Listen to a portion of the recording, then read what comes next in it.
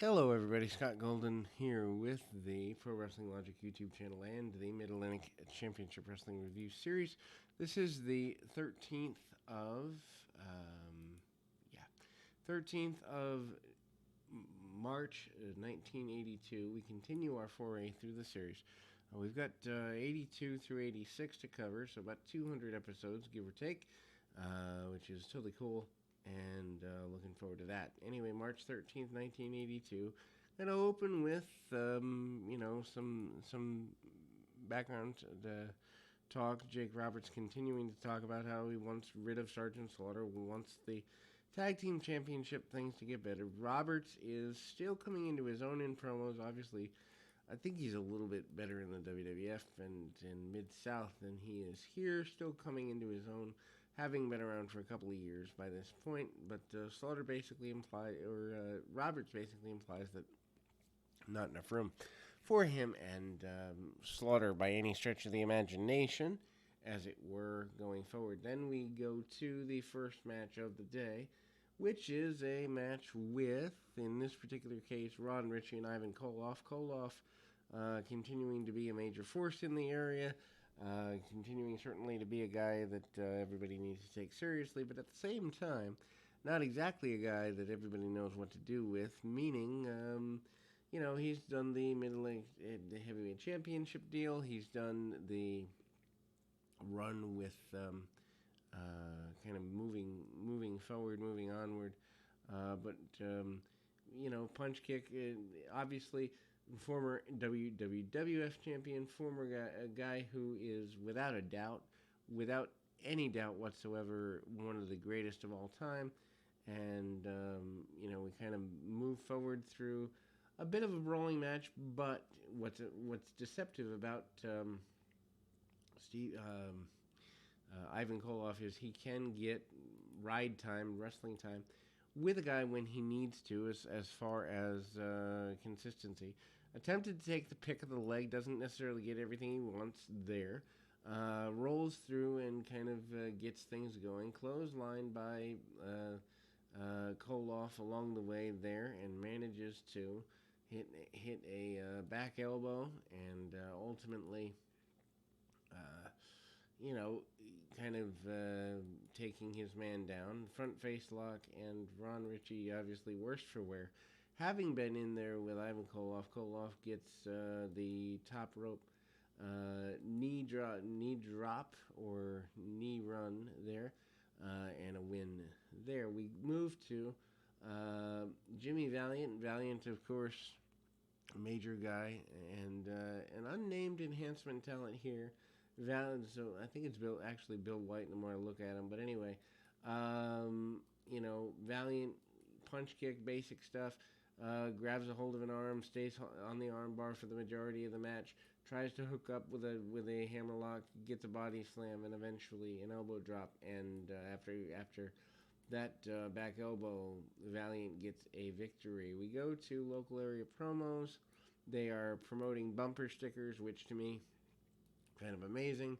Roddy Piper basically still claiming to be or wanting to be the local area wrestler of the year for the previous year. He's wearing a suit. He says people aren't giving him the respect he deserves. He wants to be that wrestler of the year for 1981, or most influential wrestler in the Mid-Atlantic. He's tired of people not taking him seriously.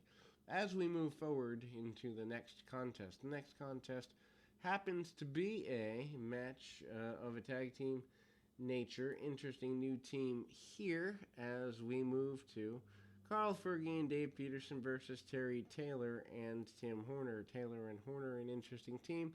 Horner coming in mainly from the Georgia area. Of course, Terry Taylor has been a major force in the Mid-Atlantic area for the last little while. Deep arm drag on Peterson, and Horner kind of doing the babyface thing. Horner, maybe politically not the best of guys. Terry Taylor hits a drop kick under the chin of his opponent, and Taylor and Horner make quick tags.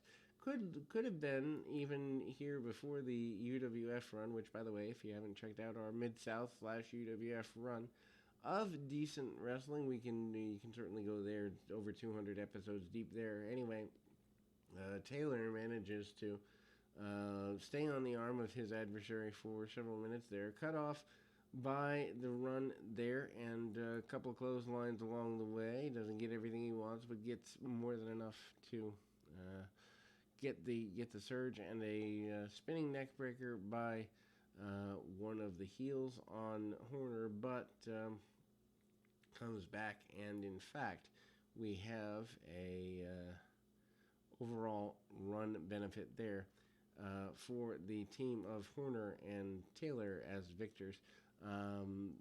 Jay Youngblood back in the area talking about wanting to fight and face various tag team competitors going forward. Blackjack Mulligan there plugging upcoming house shows and wanting to be top of the team world and all that goes there. Rick Steamboat talking about wanting to get in there with Slaughter, wanting to get in there with Piper, wanting to get in there with Ric Flair again, and also endorsing Blackjack Mulligan Jr., and everybody kind of all agreeing that Slaughter needs to go. That is the general consensus in the local area promo. Jake Roberts also saying that there isn't enough room for him in Slaughter, isn't enough room for him in Piper, and basically all the baby faces are targeting in on some of the main heels, and that is a good way of doing business. The heels look menacing because everybody agrees that they are menacing, and that adds credibility to things. Anyway, we go forward. The Briscoe brothers in a relatively unnamed squash. Jack and Jerry Briscoe basically talking about wanting to be the tag team champions in the area. Deep arm drag by Jerry Briscoe, and he hangs on to his opponent to the best of his ability here. Super basic maneuvers, nothing necessarily worth writing home about, but at the same time, snaps his man over and gets everything he can out of the maneuvers. The figure four leg lock by one of the Briscoes leads to a win. Local area promos. Ray Stevens coming in and talking about getting law and order back in the Carolinas and Virginia area, and then we move into another in the series of matches, closing in on near the end of the program. Ole Anderson and Stan Hansen versus Don Gilbert and Kelly Kiniski, but that's not before Sergeant Slaughter talks about Jake Roberts, talks about Ricky Steamboat, talks about wanting more of Flair and not getting the respect he's due as a 6-month or so U.S. champion. Again, Slaughter having a major reign at the time.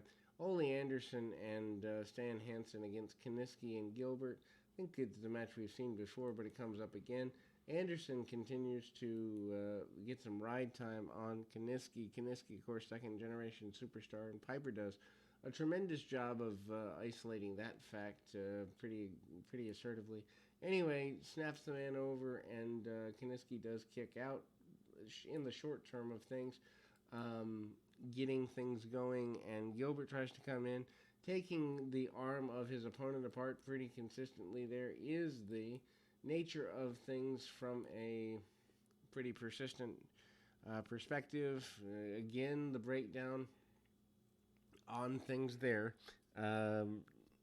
Anderson, obviously more menacing, more violent, more aggressive than Hansen, more so because he takes apart a body part, whereas Stan Hansen, much more sudden as a wrestler, gets some ride time, but the opponent in the ropes, and Anderson uses the 5 count to about 4 3/4.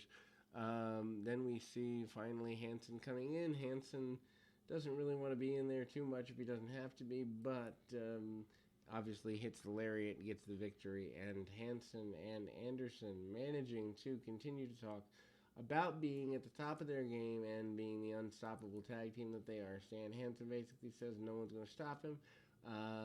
Austin Idol continues his promo ways and talks about being the ladies' pet and everybody wanting to take photos with him, everybody wanting to treat him like a star. And we close on that note. We'll be back with more right after this.